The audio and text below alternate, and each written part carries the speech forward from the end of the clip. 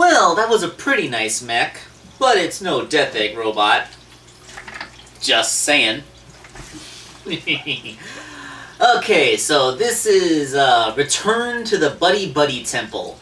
Title is pretty misleading because although the Buddy Buddy Temple is mentioned, they don't really do the Buddy Buddy Temple thing. Alright, so this episode begins with Dr. Eggman watching Sonic fight Mike, or whoever the guy with the mech suit is. Why do I keep forgetting his name? It doesn't help that they don't actually say it out loud. So Eggman, he laments that he hasn't had his morning coffee, so he's being a bit dour, and he mentions that that people would think that he was super cool and awesome if he could get if he had his own mech suit. This is what leads me to think, like, why the heck doesn't Dr. Eggman have a mech suit? I mean, some of the bosses in the video games can be qualified as mech suits. I mean, the Death Egg robot, I guess technically it's a mecha, although, wait, where exactly does a mech suit stop being a mech suit and just become a mech?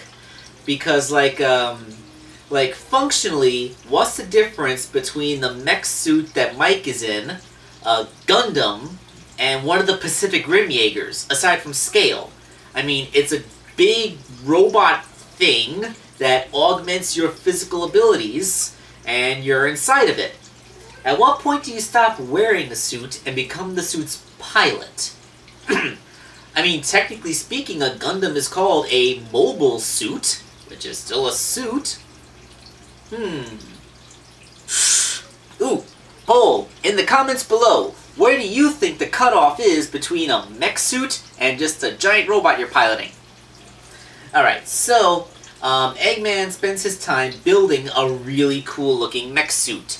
And my Death Egg robot's right there, but it's behind a whole bunch of other stuff, and I don't want to move the other stuff, so, Well, actually, there's nothing holding the camera down, is there? Yeah, let's do this. There we go, my Death Egg robot cameo. And you get to see what he's standing behind. You might don't want to move him. But yeah. Oh yeah, and then I got the Megabot there. But this is all about him. And the mech suit looks absolutely nothing like the Death Egg robot.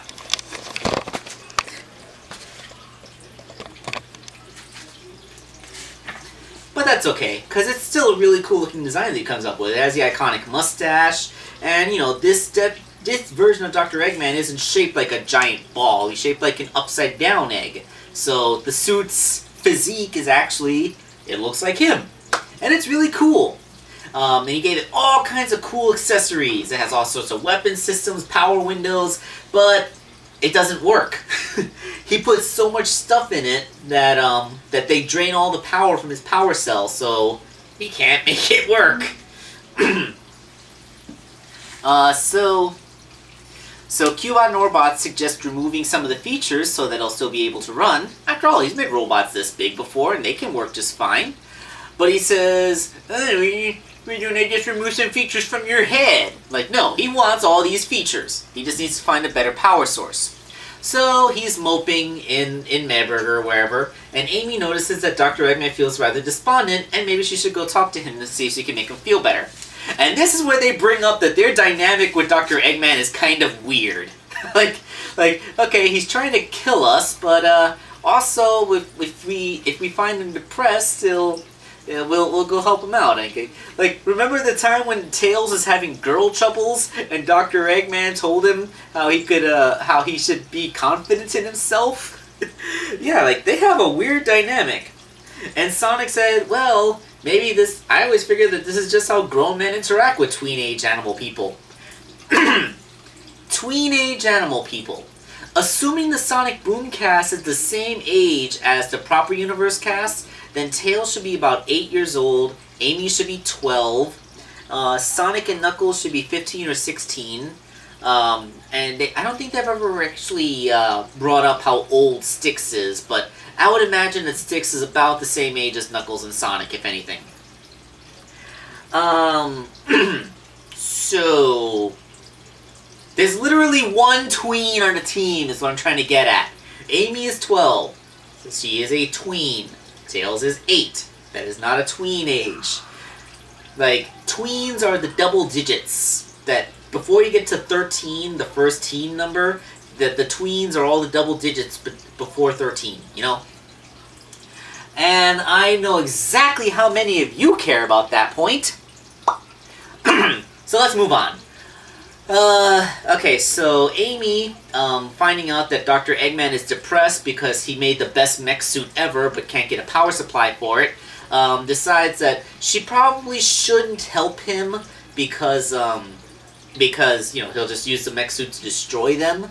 So, so she sends him to talk to Mike, who tries to pick up a meh burger, but Julian slices it with the hands of his mech, like, Mike, we know you don't live in the suit. Get out of the suit to eat your burger instead of acting so depressed.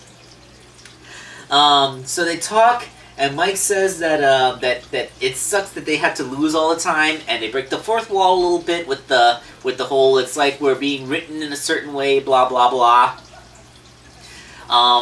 But Mike brings out that there's a crystal, I forgot the name of the crystal. Oh man, it had a simple name. The bridge crystal, the cave crystal, something like that. It was a crystal that was supposed to, that could power anything. If Mike could get into his mech suit, then he'd be able to defeat Sonic once and for all.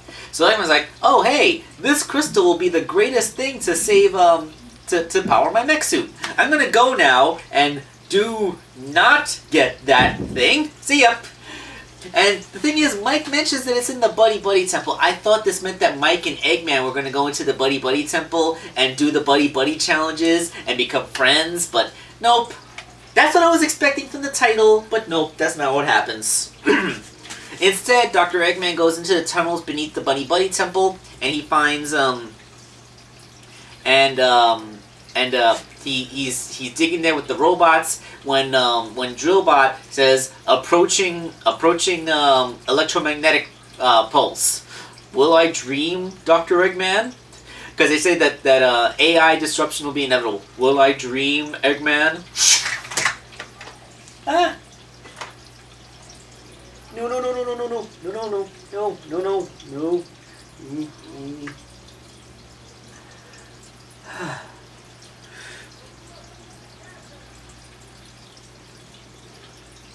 A figure that I'm working on is just off camera, and I accidentally knocked it over with my elbow,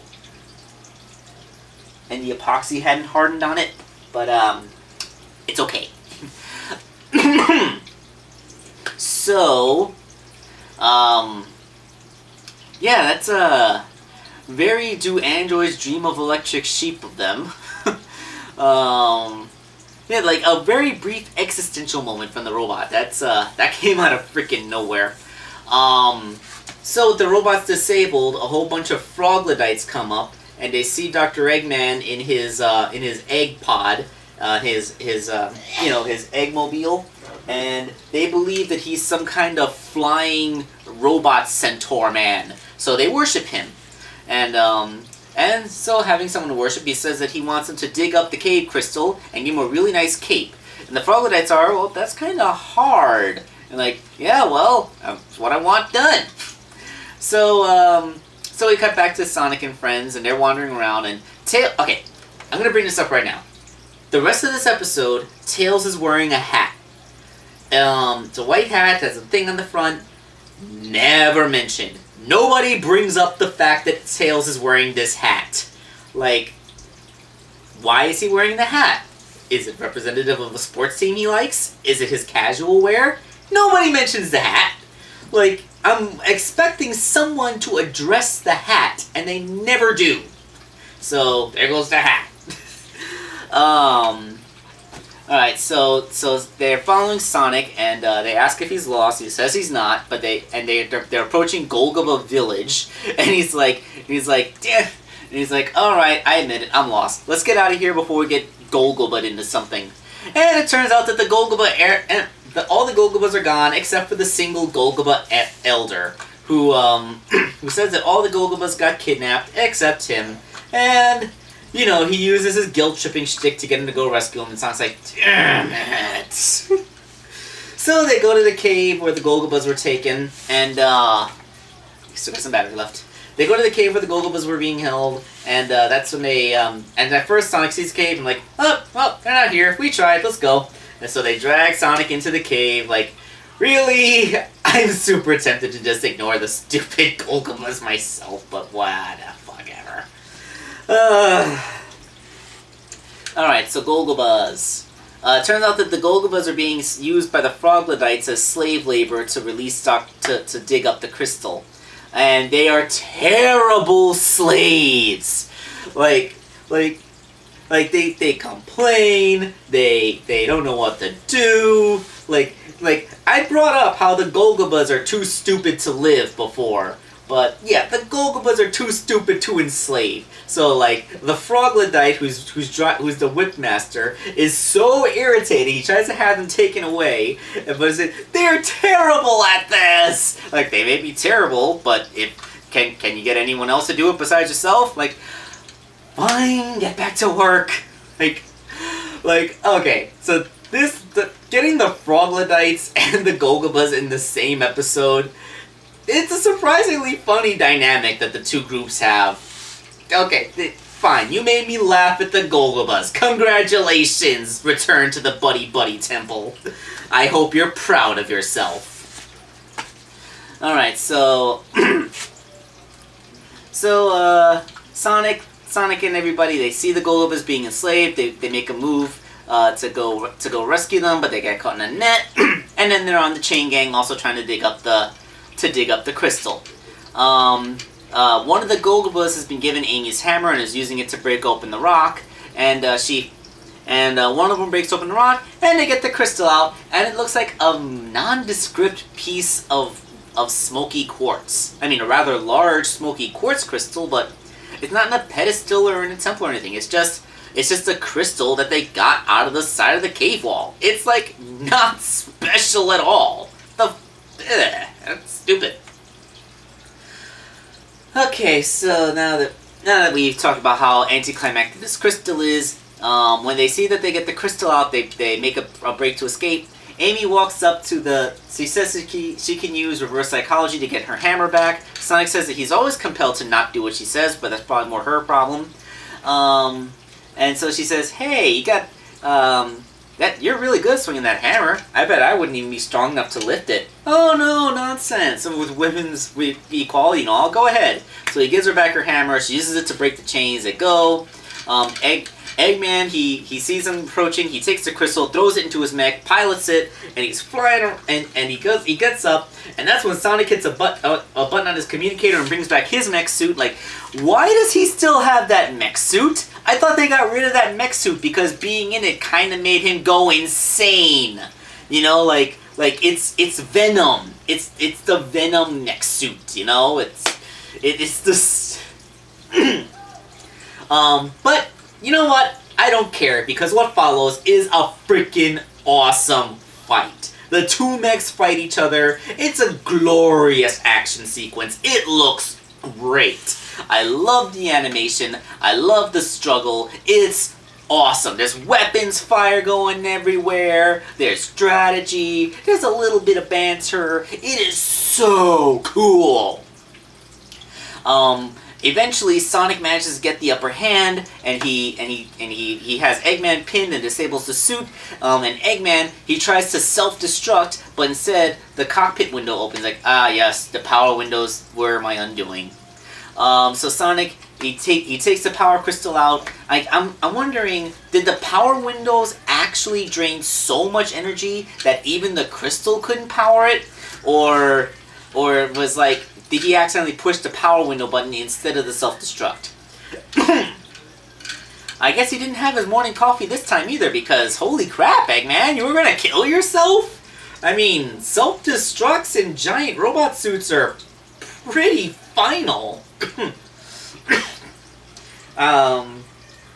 Yeah, I mean, dude. So Eggman's defeated. They return the Golgobas back to their village. They smile. The iris almost closes, but Tails says that they forgot to close on a joke. and then 3 pies fall from the sky and land on his head, and everybody laughs at him until the iris finally closes. I want a toy of Eggman's giant mech suit. There, I said it. I want a giant toy with an opening cockpit that this thing can go inside, and I want them to make that, and why haven't they made it already? Because they should have already made that, and it's awesome, and it doesn't exist yet, and I'm pissed off that it doesn't exist yet, and I probably couldn't make a custom of it because it's way too detailed, but I really want that thing. Why haven't they made a toy of it? Looks like the battery in my camera's about to die.